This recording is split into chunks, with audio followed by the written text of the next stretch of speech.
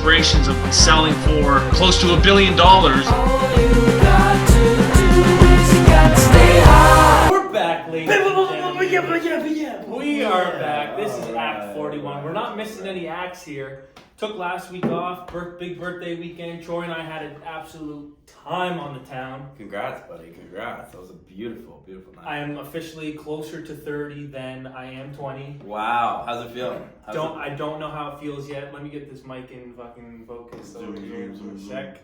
I don't know. I feel like 25 is kind of that, like, it could be a transformational year. It could be like when you start making like some money and like you're not fucking a child anymore and like you have real responsibility. Because you know when you were like 19, you could kind of be like, hey dad, like I don't know how to do this. Like, and dad would kind of like, don't worry son, you're still an adult, but you're still 19. What I feel like 25 is like grown. I can rent a car now. Oh yeah, well I mean yeah, you could have rented it when you were 24, but it's funny. It's funny how like all these things start coming to expectations, right? Like oh maybe I get a lease, maybe I rent, maybe I move out, maybe I come to the big city. In your case, you know, what, it's very interesting. So one of my other clients are realtors. Yes, those in Nova guys. Scotia.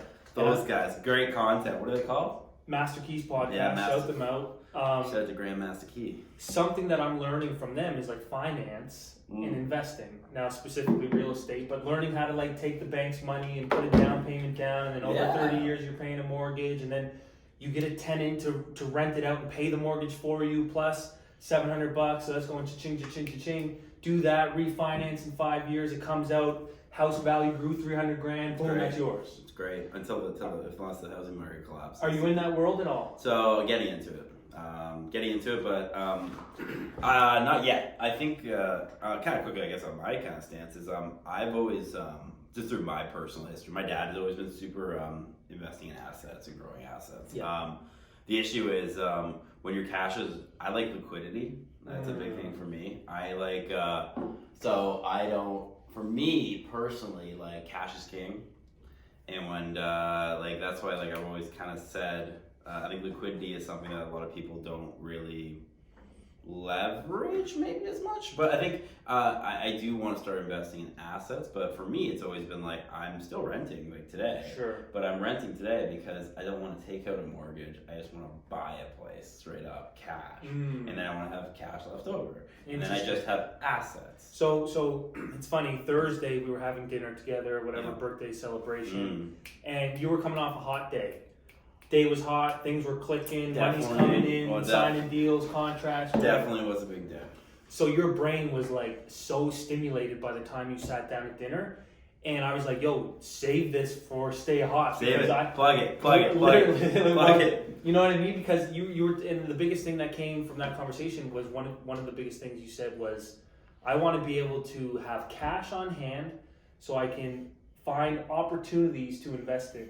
Yeah, and I think this kind of comes from just again having all these organic like fundraising conversations. It's like there's a couple firms that I really like that are more family office focused. They're not traditional VC. So I'll kind of can you break it down for me? Yeah, so I think there's different types of firms, right? There's private equity, which is like which is more like it's bigger check size, bigger funds, investing in more conservative type of assets. Okay. For private equity, you can invest in real estate. You could invest in B2B tech companies that have been around for 20 years, right? Just hey, you know what? They steady growth just steady growth, right? You invest $100 million in a given asset, or you keep raising funds. Like that's where some private equity funds are worth like billions of dollars under assets under management because they're just investing in basic like safe-ish. Sure, it's not like, going not anywhere. But like again, like then they go liquidate the asset. They make like 15% on $1 billion, and they're pulling down like 150 million. That's right. scary money. So it's big money, right? But you need for private equity. You need big checks, and right? not everyone can just pull out $1 billion. No, that's why you go raise money from institutions. You don't really do high net worths unless you don't really do high net worths unless you're raising like Saudi money and stuff like that out east. But that's another kind of story. That's private equity. Big checks, safe investments. Venture capital, it really is a wide range, right? So venture capital, you have pre-seed, kind of even before that, you have angel rounds, which is like usually your high net worth, your opportunistic investors, which is like what I want to be in. They're angel pre-seed. Then you got seed. Then when you kind of exit that phase, then you have early stage. And under the umbrella of early stage venture investing, you got pre-seed, seed, and Series A. That's usually where it's under. Then when you graduate from Series A, which is usually like you're looking at a check size now, the market's always going up, so it's like 10, 15 million maybe. After that, from like 20, I would say all the way to like 100, maybe even sometimes 100 plus, you're looking at growth stage. And growth stage is like product market fit. You have probably like $5 to $10 million ARR when you enter growth stage, and you're just companies going to the moon. Companies, you're investing in that company to go to a. It's like who wants to come on the spaceship? You're investing in growth stage when like you're investing in a unicorn. Like that is the next phase. Growth stage, right? Okay. Growth stage. So yeah, that's venture, and then the third one is what I like, and it's just like more family office, high net worth, and what I'm trying to build is I call it. Well, I mean, I don't know if it's actually what it's called, but I call it opportunistic investing. So opportunistic investing, in my mind, is like having enough cash on hand to be able to opportunistically invest. Opportunistic investment can be anything. It could be investing in an NFT. It can be investing in a young startup that wants to get something off the ground. It can be investing in a real estate asset, right? It's just opportunistic investing, and that's where I want to start, and that's kind of how I want to kind of grow up more. Like that's kind of like more family office focus. Yeah. So I was talking on investor calls this week with MSD Capital. MSD is Michael Dell's family office, Dell Computers. That guy, it's a family office, but it's run like it's an opportunistic investment channel. Okay. But it's run like a private equity fund. It's $28 billion assets under management. It's all family money. So I mean, there you go. Well, the Dell, come on. The Dells, right? So, but it's funny, right? Like that's where he like maybe started, and then ultimately they grew, and now he's starting to private more. This makes total sense because I don't know what act it was, but I think we were sitting outside on that brown couch, and I said, Troy, might have been in the boardroom. Yeah. What's your long term here at Greencube? Are you trying to ride this out and be CEO and sit on the board until you're 75? And you were like, bro, I can't even think that far ahead in the future. Yeah. But my long-term goal is I know I want to get into some world of the angel investor, VC, family office. And I think like I've already my kind of role. So I think like now I'm like we talked about at dinner, birthday dinner, was like I'm more now starting to be more money focused in creating assets, because when you raise funding your equity now is tangible. We talk about creating assets, right? And before that, you have no opportunity to spend because it's all tied up. Well, you're just. I think before. You're not liquid. Yeah, like you have your. Again, it's all like it's only a percentage and it's a percentage of nothing that you own when you broke. There you go. It's a percentage of nothing that you own at the start, and then when you go raise capital, now it's a percentage of something. It's pie. It's a piece of pie, right? Wait. Okay, this is good. Yeah. I think there's something here. There is. When you say it's a percentage of nothing, does that just mean that Philip in South Dakota has an idea for a company, a SaaS business? Yeah. Sure, he can hire as many people because he's putting the capital up front. He took out loans and whatever. Sure. Let's say Philip's co-founder has 30% of that company. What is that worth? Nothing at the time. Because you started a business, maybe you incorporated, maybe you throw some sort of value on it. Maybe someone puts in a little bit of cash and you put some value on it. Okay, you're still pre-market, you're still not going into market, Sure. You still have no proven model, you probably don't have a product at that point. It's nothing, right? It literally is nothing. Even though you have the logo and the marketing and the Instagram, I bought 10,000 followers, I got the blue check. Still worth nothing. It's still nothing, right? Well, because, I mean, listen, like, I know this will go into kind of the conversations I'm having on the founder side. It's worth nothing, right, when you start. Wow, we're going to do it's so funny now. I look back at my first startup with a buddy of mine. I was arguing over, I'm going to own 75, you're going to own 25. Yeah, okay. Percent of it. And he's like, no, 50-50. I'm like, no, we can't do that. Dynamics, my dad's getting involved with it. And he was like, no, you can't have that. You got to have equal partners on the shit. My dad was like very sensitive around that. And I was like, look back at it and I go, brah, that business, like, we flipped it for like $10,000. Like, who gives a fuck? Like, it's hilarious, right? But like, that was the mentality I had. I think that was part of the reason why it was tough for me to start and take a jump. Start where? Start my entrepreneurial journey. Okay. Because I was always concerned about, what do I own? What do I have this? What do I have that? It's an idea. And then when it's an idea, like everyone has an idea. Oh my God, it's revolutionary. It's the next Uber of. I gotta protect myself now. And I think the biggest thing was like, I just put a lot of trust in my mentors, put a lot of trust in the people around the hoop. Now I look at it and we raised money on Grata. Congrats. Check one. We got one in the bank. That's now, right. Okay. Now Aiken's got a big call here at 2, so we'll see what happens. It is 2. She's currently on it. So that's another big one. I got some more percolating stuff in the background, so we are now on the way. When you go to raise it and you get that term sheet, right? It's like, oh shit, like that's raising this money at that valuation. I own this much of that valuation. Now that's called assets, right? Like you own assets. And now, like usually when you raise that money, you're raising the money because you have a clear path or runway for the next 2 years of what you want to accomplish. And it's proven. You got a pipeline, right? That's what I said when I talked to you last time, and I was like, both businesses are gonna go. The reason why is because we had to go prepare for fundraising, plug every hole that we could find really today in our business to then provide the roadmap for the next 2 years to scale, which is what we're going to use the capital for. Now I go look at it and go, fuck, the business plan's built out for both. This all makes sense. Now I'm looking at it like, well, this is like not, and like now it's worth assets now, but like in 2 years, my God, this is going to be pretty fun. How much on a fundraise call and when you're in negotiations with valuations and hey, you guys are going to give us a lot of money for a certain percent, how much does the spreadsheets, numbers, papers, business plan speak for the company versus the CEO, the Troy Crema, the Aiken? What are they valuing more? They both matter. They both really matter. So shout out to my sister Madison Crema, who I think watches our podcast a little bit on the side, but she's very judgmental about it. We love her. She's the smarter Crema. Well, shout out to Maddie. Leave us a comment. Shout out to Maddie. Maddie, bring up your criticism. You're getting it now. She is the smarter Crema in the family. Okay. So my sister's funny. I think remember a couple months ago when you messaged me when we were just starting the fundraiser a few months ago, and you said, "Yo, this guy talking about like the numbers matter." Remember that thing? Remember the guy who sent it to you? It's like, yo, like, so I and you reposted it when I commented back, and it was like, yo, do you agree with this? And I said, oh, one of our clips. No, it was one of the stories you sent to me. Anyways, the guy was talking about you gotta know your numbers.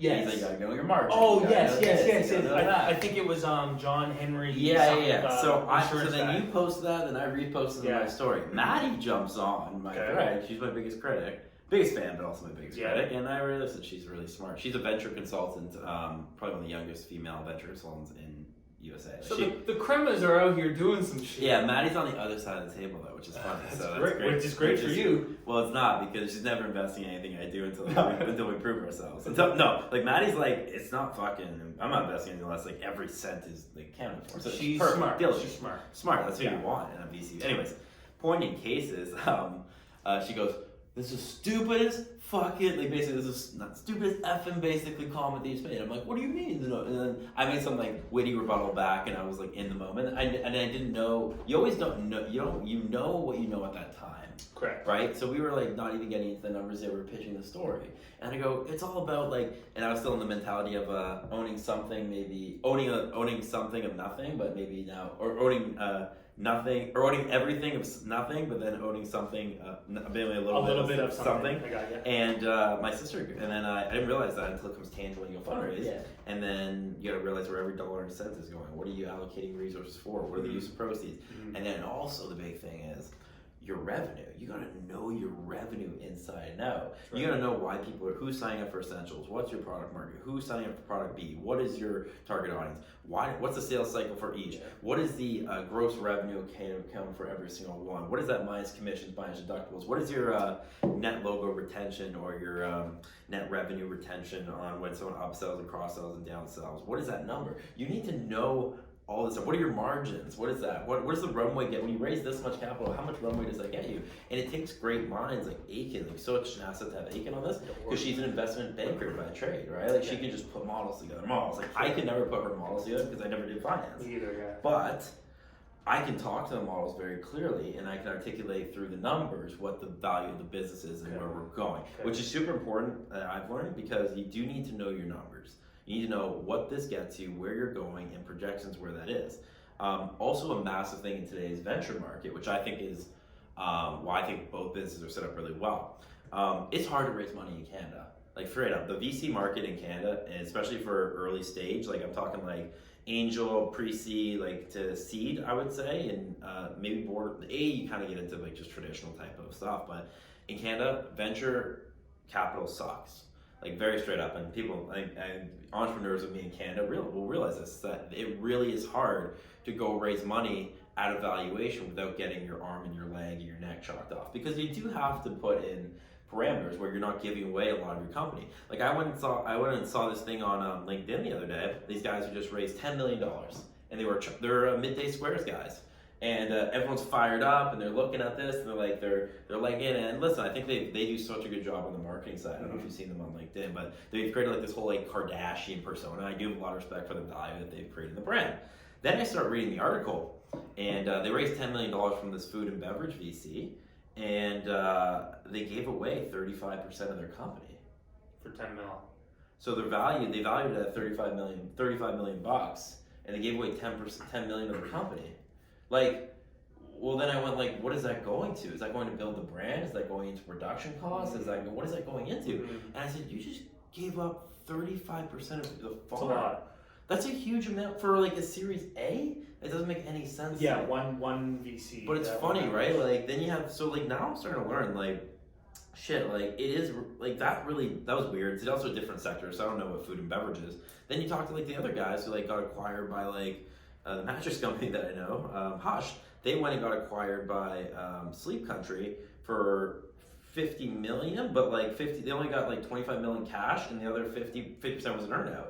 So like people look at it and they go, wow, you got acquired. But like after you deduct taxes, everything down, like you only do have so much piece of the pie. You need to protect yourself as well and be able to convey value when you go to fundraise. What does this all lead back to?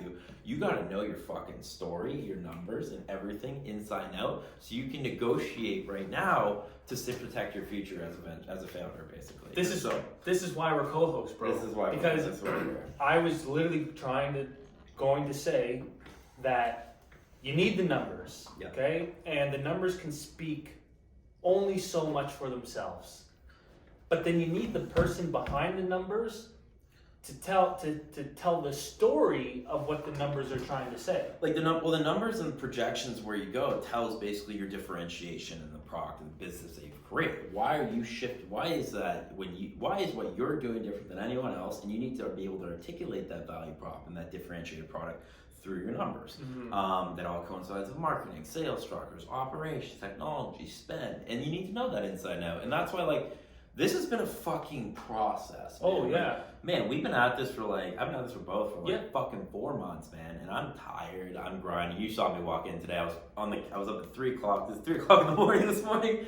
I have a hat on. I should be the happiest day of my life. It's opening day for the MLB. God damn it, love it. But it's really is a grind. But it is, now I'm understanding, which I think is really cool. And now I'm finally getting the hang of it, which is great. I think you always listen, you gotta go through process to get hang of it. You gotta also know like what gets it done for you. Yeah. As a company. And you can't give away the farm. Like, yeah, okay, cool. A lot of those, I think, want to do a raise for the sake of doing a raise. And get the press and be like, oh, this guy raised or this girl raised. Like, we raised $10 million from this fund. Well, you also gave up 35% of your company. Yeah. Damn, I thought you guys had a real... I would tell, like, when I meet that guy to his face, he's a Western guy, and that family, I think, is sick, and what they've done marketing-wise, bro, I think it's brilliant. Yeah. I think they fucked themselves. You want to ask them why they gave up so much. And I think I know the reason. They were probably hemorrhaging cash and they wanted to expand and get into distribution networks just for food and beverage. That makes sense. But then that fucking VC better have a sick distribution network and made promises to them that, hey, you know what, you give up basically 40% of your company, because they also raised $15 million, $10 million previously. So you can imagine how much they give? So think about that. So they could be minority owners. That's what they probably are. I would say Midday Squares is a minority owner business now today. Even though they are everything, they're the brand, they're everything, the trademark. Correct. Like I hope that VC that they raise money from blows them up, because those guys deserve, I would say, tens of millions of dollars each, and there's 3 of them, they're siblings, and I don't think they're gonna get that. Here's a question: when a VC gives them that $10 million in exchange for 35%. Yep. And then the other VC before them gave away, who knows, and let's say they're minority owners. Let's say the company goes to zero. What do I don't know who they are. Are they two gentlemen or are they the midday squares? There are two siblings and three siblings, 2 boys, 1 girl. What do those 3 people walk away with? 0. Really? Cash. They walk away with salary, because you take a salary off of the capital that you raise. Okay. If everything goes to 0, company goes under, you walk away with 0. So what would they have put in their pocket from that $10 million that they fundraised? But why would you? I don't fucking know. Why would you? I don't think anything. Like, why would you take maybe you take $1 million off the table? Like, that's probably all working capital. If you're trying to build a chocolate brand, That's what it is. You need fucking capital. You need their marketing dollars, heavy brand. And they've created this whole like really cool spin. I don't know whether it's and it is invested in the brand company. I don't know if they have different entities where they own their own brand. Their brand is everything. I think the brand that they've built for themselves, this whole like Kardashian, like chocolate crazy world, I love it. I think That sells. That's what sells. Like the product is really good though. Like the squares are really good. So then I go like, well, fuck. Like I think you guys left a lot of value. But then I also go, well, damn. They also had raised $10 million previously today. So Tristen, I bet you they're down to like 15-20% of the business, and it's at 35, which isn't terrible. It's something, right? It's like it's not terrible. That's $6-7 million collectively as a whole they own right now. Yeah. But again, now Tristen, that's what I'm saying. They better exit out of their next one, because if they don't exit, they're going to get diluted down even further and further and further. And maybe they walk away with $20 million each. $20 million. That's a good thing, good for them. But I do think they left a lot of value on the table, and the only way you can protect yourself for the value they leave on the table today in the circumstance is knowing your numbers, knowing the story, and knowing where you're going with the business. Big thing also as well, I'm seeing in venture theme. So I don't know if you're really reading any papers. It's harder now more than ever to raise money in venture. Venture capital got fucking smoked. Anywhere? Everywhere. And that is a complete opposite narrative that we were hearing back in like last year. 2015, Yeah. 16, 17. It was like so venture got smoked, right? Because they're funds. They have assets. What's happening right now with inflation and interest? Yeah, not good. All related, right? So they're financial people. They have to also protect against the real-time value of their dollar. Yes. So everything they invest in, they got to make sure it's protected. Why are SaaS business and technology businesses really good against this type of market? When you say protected, does that just mean appreciating assets? When I say protected, they got to make sure, like, again, if let's say inflation drops and the market drops, then they could be leaving like 6 to 7% delta on where Define delta? Interest. Well, the rate right now. Rate right now is interest plus inflation. That's right. Right? So when inflation goes to 0 and real-time interest is here, then they lose their delta of what their money's worth, right? So it goes from 8% to maybe, so like say hypothetically rates are at 7 or 8%, I don't know what they're at. Sure. Let's say inflation's at 4 or 5, let's say 4. Yeah. Interest rates are at 4, you basically lost half of your value with your interest rates that you currently have in your investments, right? So again, it's accruing. Inflation basically cuts the real-time value of what you got in your money, right? Year over year. So knowing that also affects deployment of venture capital. It affects employment of raising money. It affects all of this huge market. So VC got fucking smoked. Now, what is like why are technology companies so great, and why do I think we're still well positioned is, what did I say before? SaaS companies are amazing margin businesses. Correct. You got profit margin of 75 to 80%. You're protected against any type of basically interest or inflation type of raise to an extent. You are protected from that, right? Because you're profitable. You are profitable. Profitability and cash is king, right? It goes back to that. So now when I look at this, the big kind of theme of like venture, and I think that I've had to learn, and the only way you learn this, guys, when you go start a business and is ultimately knowing your numbers, is capital efficiency. It's called capital efficiency. That's a huge term that every VC talks about, and I talk about now, because when you are capital efficient as a business, when you know exactly that you're going to be cash flow positive next month for Greencube, when you know that this is the amount of capital and it only takes us $100K a month in burn to get us to 20,000 doors for Grata in 2 years. Enterprise value, 20,000 doors right now in the market is $200 million USD. When you know those types of numbers, and you can say, I can get there on a fucking like low budget for now, you can justify your valuation. Got it. And that's where the storytelling comes in. And then also but then also you got to think, and I've actually realized this, and when you go to talk to VCs, they're all different. They all want a certain piece of the pie at a certain stage. They want a certain all VCs investors want a certain piece of pie. Well, one investor we had for one of our companies, maybe an investor, maybe not, we'll see, as they call it too. He's like, I want this percentage of the pie for this type of stage. He threw a number out. He threw like, here's my check size, here's typically the valuation. Yeah. So then I went back to him and said, up your check size, here's the valuation to here, and actually gave him a little bit of a piece of the pie. So he gets not just his typical piece of the pie, he gets a little bit more, but he takes a little more risk. Why is that advantageous for him? And I said, well, he's all about exit opportunities in 2 years. He wants to get out and get his cash. Sure. That aligns with one of our businesses that we want to get out and get our cash. So here's your ultimatum, guy. Here's the deal. Here's our ask from you. I can fill the rest of the round after you lead. You give us a term sheet. Here's the numbers. This is where it gets us. This is what the multiples are on the number that we're going to get to in 2 years. This is the enterprise valuation that you're investing in. So listen, this isn't a certain check size of this valuation. This is where it's going because we're not going back out to market, motherfucker. We're actually going to sell this thing. So he then goes, when you know what gets it done for them, you can articulate basically through the stories of your numbers. Got it.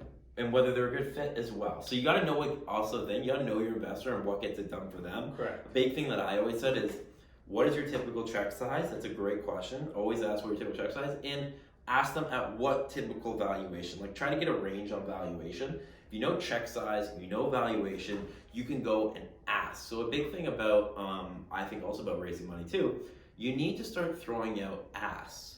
You know, like Dragon's Den, when they go, here's our ask, you need to articulate what your ask is, not on the call, but be able to bake it really quick. Because a lot of VCs and a lot of people, they just want deal flow.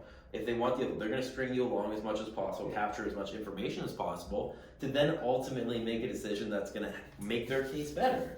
They need to take a little bit of risk and skin in the game, but you are the asset that knows how much information to give. You can't bullshit them because you'll get sued and you'll be frauded. You're fucking fraud. But you can articulate, you can reveal a certain amount of nuggets of information to ultimately get it to that goal. And the goal, guys, is getting to a call. And a call, guys, is the sale that always happens on the call, and this is just another deal or a sale. Are you not face terrified on those calls because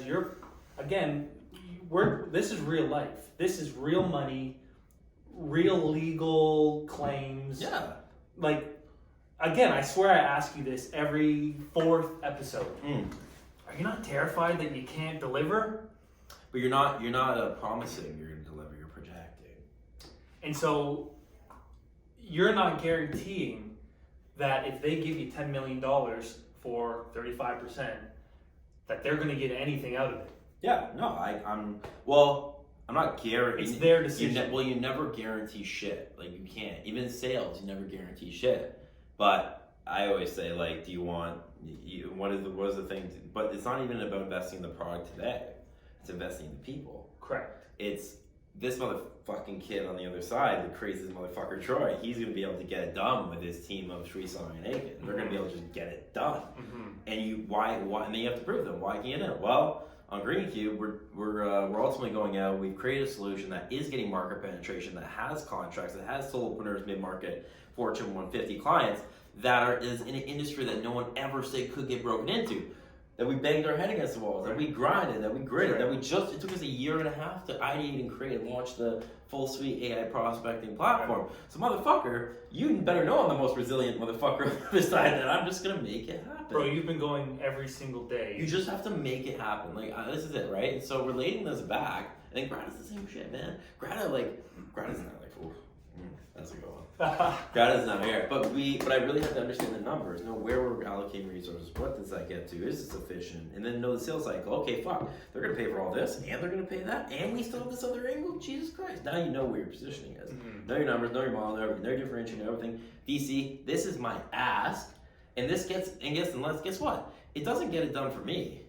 because I'm good. I got 4 or 5 other parties at the table. Correct. But this is what's going to get done for you based on what you've told me. It's all about making a deal. Make the deal. You're not lying. You're not guaranteeing. But you're articulating the story. Here are the numbers. Here's where we're going. Here's what your cash gets us. And hey, you always kind of project a little bit lower, so you don't exceed expectations. You don't just lose expectations. That's a big thing. And you go from there.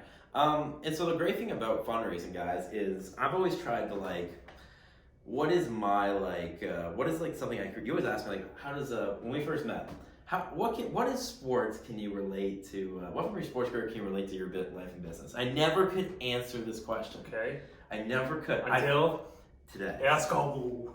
This has been a common theme. Tristan's been trying to get this out of me for like a year and a half. Yeah. So it doesn't relate to when I got the call to go to pro, because going to call to get the pro from the Buffalo Sabres, that was unexpected, and I didn't think that. I knew that was going to happen, but because I had a sick year. Sure. And I knew I had such a good year that in my senior year that it was going to happen. I was going to get my shot. I didn't know it was going to be at that time, so it was just unexpected. Okay. Now, this really related to when I got the call from Dartmouth, right? This is when I was thinking about this. I remember the feeling. I'll kind of, we talked about the story, but I was 18, okay? I had a thing in my timeline in my head that I'm not waiting a year be a fucking 20-year-old freshman. That's not what I'm about. Which a lot of hockey guys do. Which every hockey guy does. Yeah. I was like, I'm graduating from high school. I'm good. I'm really good. I'm great. And I'm getting to a fucking school next year. Okay. I didn't know what school, but I was not going to some bullshit Atlantic hockey school. Fuck those guys. They suck. Anyways, but I'm going to go to a good school. I'm going to go to a Hockey East, a Michigan, State. I'm going to go to a good school. Okay. Atlantic hockey, I just wouldn't go fucking play for you guys. I'd rather retire and quit. But anyways, that's a long story short. Well, anyways, continue. They call themselves Division 1, but they're D3. Anyways. Okay. Long story short. So then I was thinking, that's in my head, and I go, fuck, I'm working, I train every motherfucking day. Yeah. Every day, my whole life, from 7 years old, or 4, non-stop, all the way to 18. I turned 17 and then I look around, right? Because you always have your blind spots, right? And you had this. It was start looking around, that guy got a commitment to go there. Oh yeah. That guy got a commitment there. My best friend Buckles got a commitment 1 year before. He's my fucking arch enemy at the time, to go to Cornell, and he got drafted. And I went, what the fuck am I doing wrong? What am I doing? It's the Achilles heel right. of everyone's progress and growth. Thinking that someone else did it, I have to. Well, then I started looking around. But at the time though, I was I still got up every day. I worked. And no, I knew I was fucking good. Yeah. But then, when you start putting up all these numbers, and you start doing all this stuff, and you still don't get a call. And then you put up another numbers, and you do this, and you still don't get a call, and you still don't get a call, and you still don't get a call. And then you have a school comes to you and say, well, we'll take you when you're 19, or we'll take you when you're 20, right? Their terms, their deals.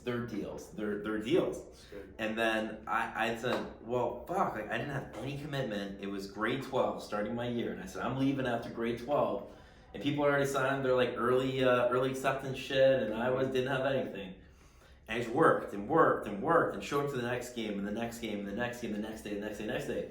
Eventually there was one fucking game, preseason, Mississauga, everyone, and I walked out, and there's a coach here to see me.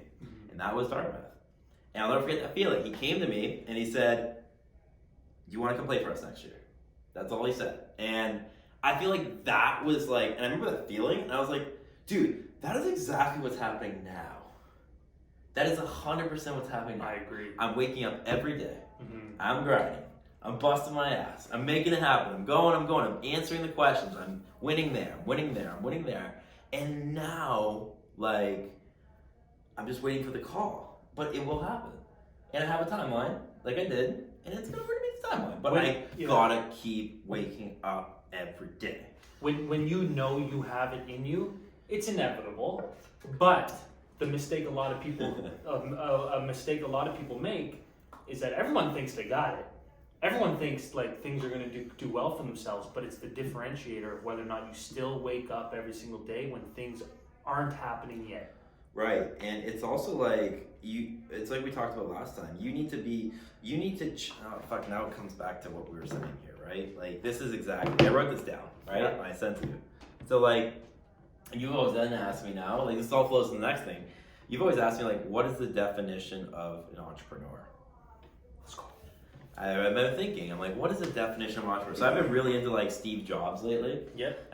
He's like a hero. I think he's a genius. I have a question. Who would you compare yourself most to as an entrepreneur? Steve Jobs? I mean, I'm not Steve Jobs. Not but right now. But his ideology. You relate to his ideology, the way he thinks is like, oh, that's exactly who I am.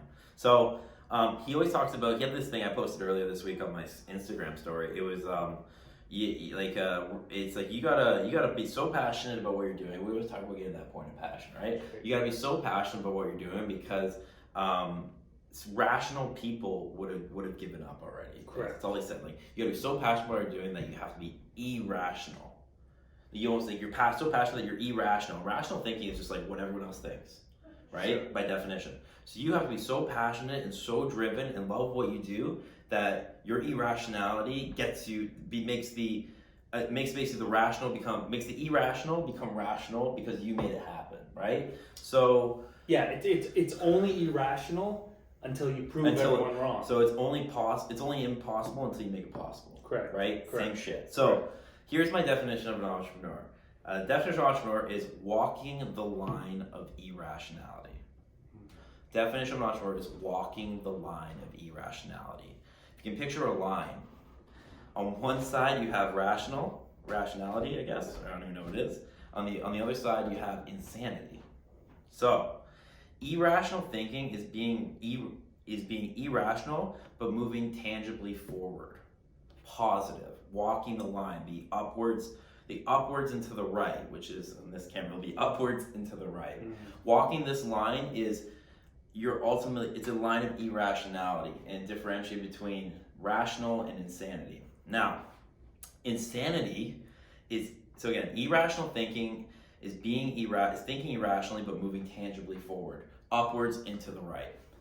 Insanity is irrational thinking but staying in the same place or moving backwards. Okay. Negative. Okay. I'm chasing an idea, but I'm not doing. I'm staying. I'm not moving forward, right? Insanity, because it's doing the same thing over and over again to stay in the same place by definition, or actually even be negative and move backwards. Insanity. Doing the same thing over and over again and expecting a different result. 100%. Yeah. And expecting a different result, exactly. Now, rationality now is trailing irrationality like possibility is behind impossibility. Rationality is trailing irrationality like possibility is behind impossibility. So when you think about it, right, upwards and to the right, I think it's a line. Being an entrepreneur is walking the line of irrationality. You need to be irrational, but in a positive way. Like Jobs was saying, you have to be so passionate about what you're doing to ultimately block out the rationality which is behind you trying to pull you back. And while you're walking that line of irrationality, you also have to be smart. Which is your differentiation, right? Because insanity is being irrational, is irrational thinking. They're the same thing. They're both irrational forms of thinking. Agreed. But irrational is irrational, but staying in the same place or moving backwards. Mm-hmm. Staying in the same place or moving backwards. How do you define positive irrational thinking? It's ultimately through checkpoints. It's through, I made this in revenue this month, and then it went to this, then it went to this, and then it went to this. It went from walking the line. We started here, 2 months later, we are here. 3 months later, we are here. It's still up. We're still walking the line. The line would be like this. Sure. We're still going this way, right? Sure. Then we're here. Then we're here. You're walking the line of irrationality. If you're insane, you're never walking the line. You're staying at the equilibrium, essentially, point 0 and 0.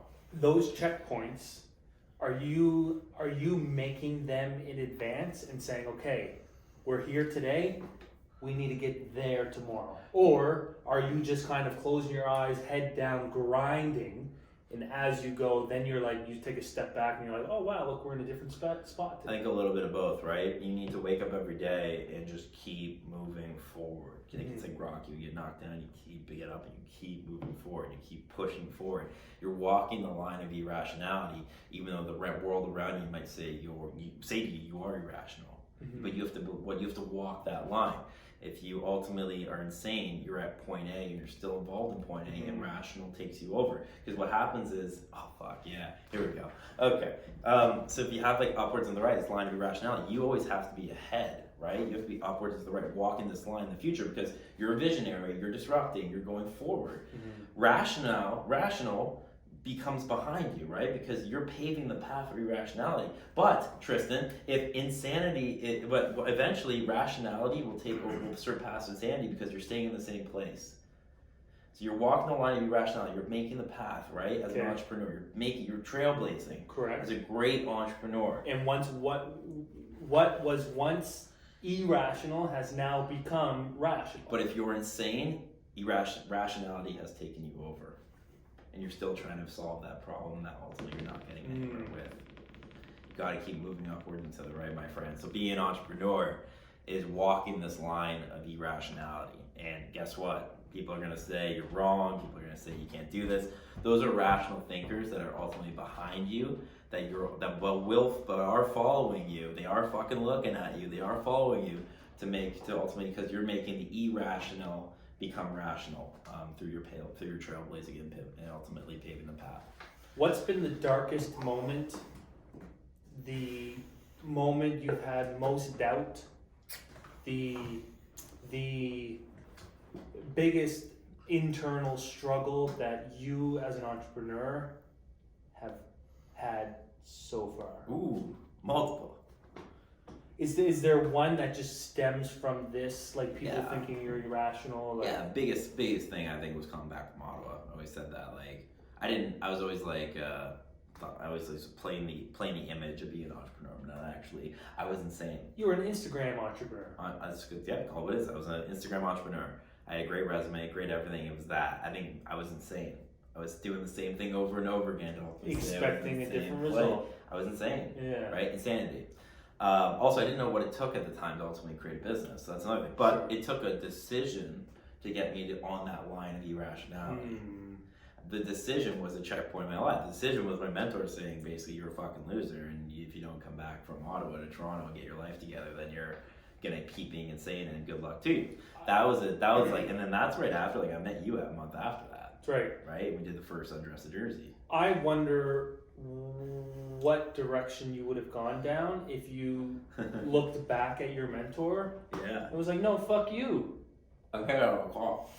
Why? I said that on the call. Why are you saying I'm a loser if I don't come back? Like, because I think she invested a lot in me, and that was like a point where I was like, I'm not saying that's what I would say because I don't know it, but I said curious no. hypothetical. Well, I said no on the call, right? I said no. I'm staying. I'm all right, cool. Where's that? I said no.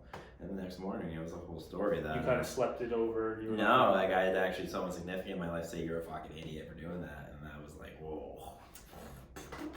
Ooh, we're getting hot right now. Yeah. Anyways, that was I'll never forget that, and that got me on that line. Sure. And, but then I was like, the line was more like this, but I still was moving upwards and to the right. If you track the slope, it was positive and ultimately going up. But you're developing skills too. Yeah, and this thing, I guess it's like this, right? Like up, down, up, down, up, down, up. But you are moving. You're walking that line of irrationality. Right, so the line of irrationality is probably like this, right? It's like, or maybe even dip below the fucking x-axis, and you're going negative. It happens. And maybe you're going back. As long on average. But on average, you're moving forward, right? There you go. And so that was one point, and the other point was like when we went and launched our first version of Greencube, which was like Twitter DMing people, and we thought we were going to the moon then. Because that was my first, like, I made my first few sales, right? And I was like, yeah, clients, whoa, I get it, I'm making a business. And then we lost all of them.